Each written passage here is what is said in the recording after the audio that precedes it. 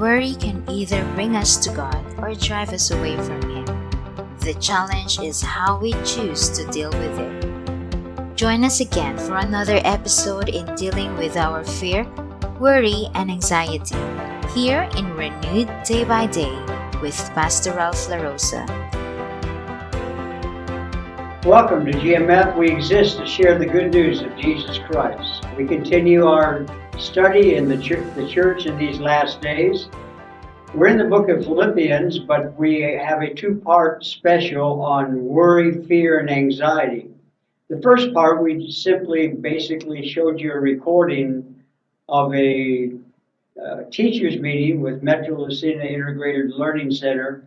But this week we're going to record it because new information is coming in every day. So I want to share some of this with you that's related to this subject.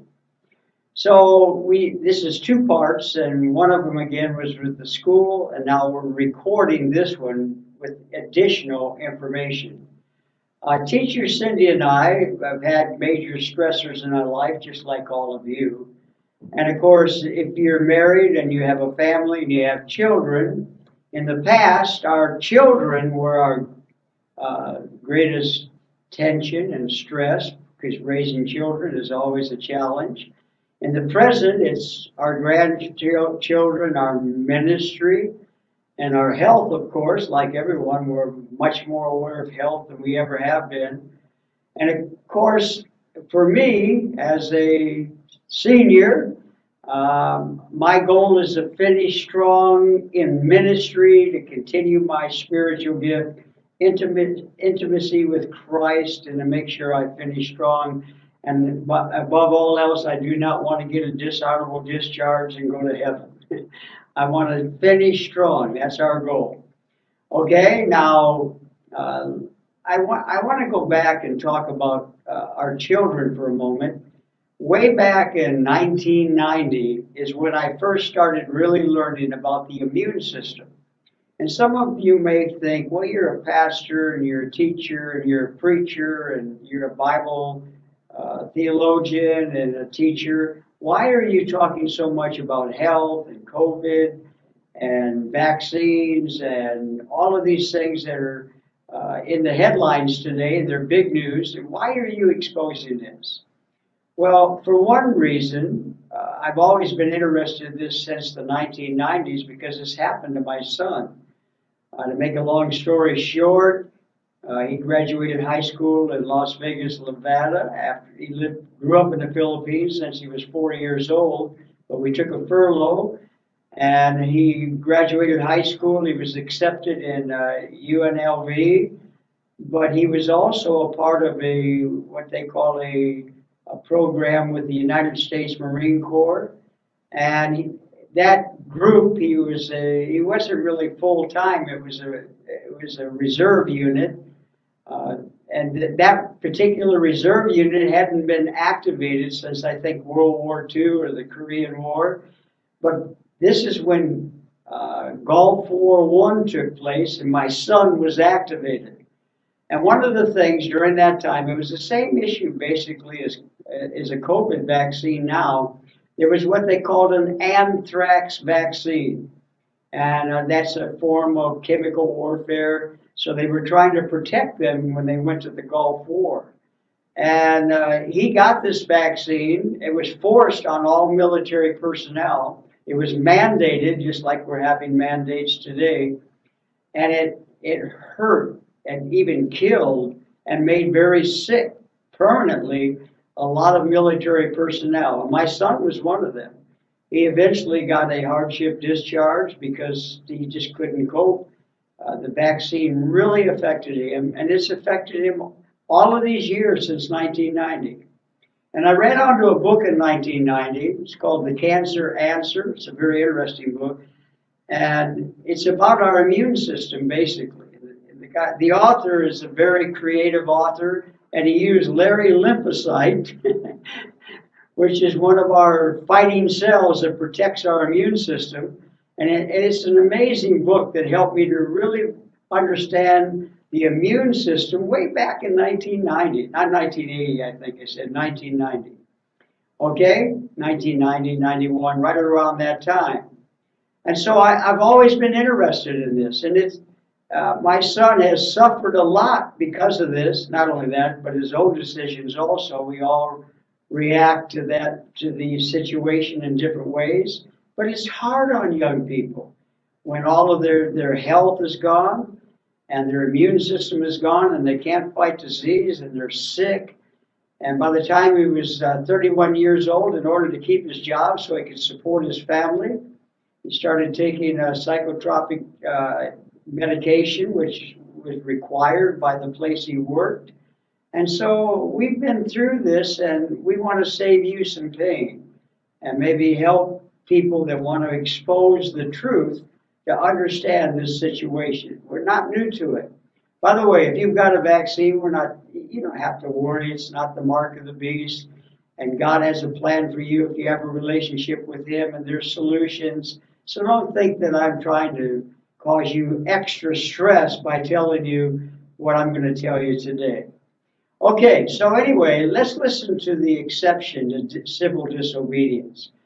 We looked at the Old Testament in our first session, and Romans 15:4 says, "For everything that was written in the past, including the story of the midwives in Exodus, was written to teach us, so that through endurance and the encouragement of the Scriptures, we might have hope." And this gives us hope no matter where you stand right now, no matter what things you've already done, that maybe if you look back, you would change that. You can't change what you've already done. And we're not trying to scare you, we're trying to prepare you.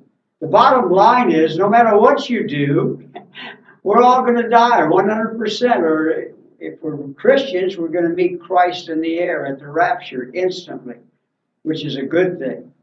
Okay? So, is there a New Testament precedent for the Old Testament story that we talked about last week with the midwives who disobeyed the king of Egypt? And that was a legitimate civil disobedience, okay? So the answer is yes. And we're going to look at the application to Metro Lucena Integrated Learning Center and GMF and the parents and the students. This is taking place in the U.S. and Philippines and many other countries. And this is a hot issue. And we must ask God for wisdom, understanding, initiative, creativity, ingenuity, insight, discretion. We're not trying to hurt anybody. We're trying to help people. And you'll see the bottom line when we get to the end of this message. So I've always been, as I said in the last lesson, an establishment person. I believe in authority. I believe in governmental authority. Listen to Romans 13:1. Everyone must submit himself to the governing authorities. And God allows these authorities to be established. Proverbs 21, the king's heart is in the hand of the Lord. He's sovereign. And the authorities that exist have been either permitted or established by God. And many of them are not good. Yet God permits it because He's got a bigger picture. In the long term, everything's going to work out for good for believers and for God's plan. But in the meantime, there's going to be a lot of suffering. And so, why did God, for example, I hear this all the time, why did God let this pandemic, why is this going on? It's over, I think, 2 years now. They started the first lockdown in March of 2020. Here we are going fast. Here we are in 2022 already. And Psalm 73 in Bible prophecy gives us two answers. In Psalm 73, when I hear of all of the evil being done just for money, I'm absolutely astounded. I've never seen it worldwide on a bigger scale than we see it right now. And sometimes we ask, why does God allow this to go on? All of this deception in people and the greed. And that's because in Psalm 73, they have an end and they will face judgment. If they don't receive that judgment in this life, they will receive it in the next. The other thing we can never forget, and I'm going to start doing monthly specials on Bible prophecy updates. Actually, many of the things that are happening right now, for example, in Timothy it tells us in the last days, terrible times, difficult times will come. And Bible prophecy tells us these things should be expected. We don't like it. It hurts. We suffer. Families suffer whom we love. Our many things suffer. But it's part of Bible prophecy. It's going to happen. God predicted it thousands of years ago. It's in writing. He told us what was going to happen. So when it does happen, we won't be surprised. We won't be scared. We'll be prepared. We're on the right side of it. We win in the end. No doubt about it. Okay, so we shouldn't be surprised, but we should expose it no matter what. We have an obligation to speak the truth in love, whatever it costs us. Okay? Are there exceptions in the New Testament to civil obedience? Now, most of the time we want to obey higher authority because they protect us. Most of the time they protect us. Sometimes they hurt us, and we have to expose that. Okay, in Romans 13:3, do you want to be free from the fear of one in authority? Then do what is right, and he will commend you.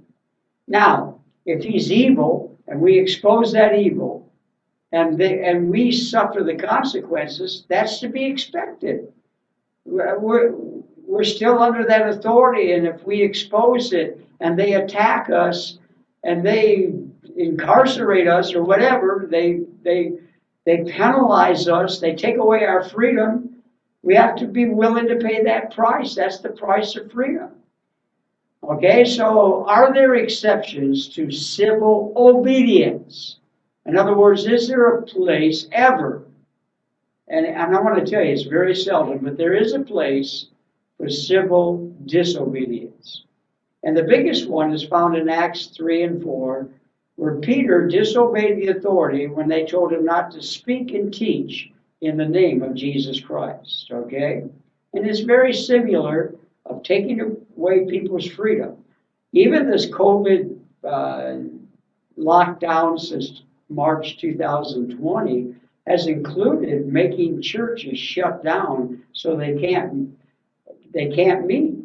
The biggest shutdown in evangelical church history has taken place during this pandemic.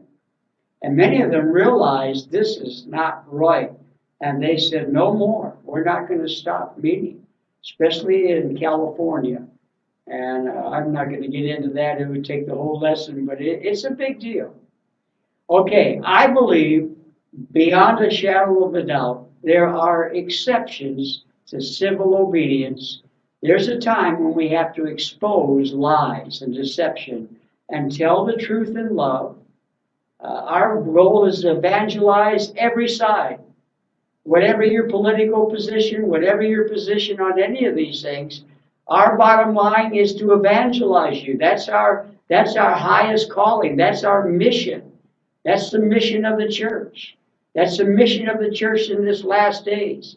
God said there will be difficult times in this last days. And it includes all of the things that are happening right now. And that means it's coming. Jesus Christ is coming back soon, okay?